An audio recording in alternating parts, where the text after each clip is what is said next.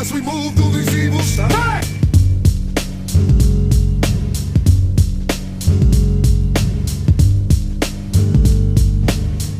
You always work hard, bust your ass in the gym, live it and love it.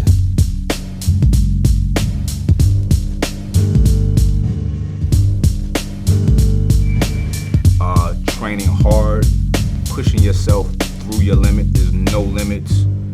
You don't care about rep, like just you go until your arms fall off. Go until your legs fall off.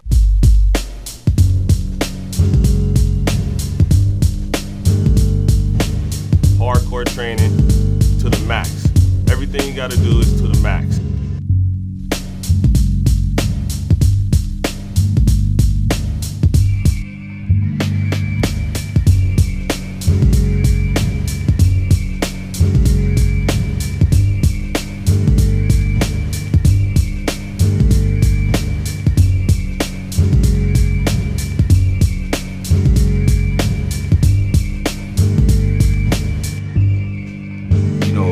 Putting yourself through these difficult, rigorous workouts, you're intentionally doing something very difficult to do, is building character.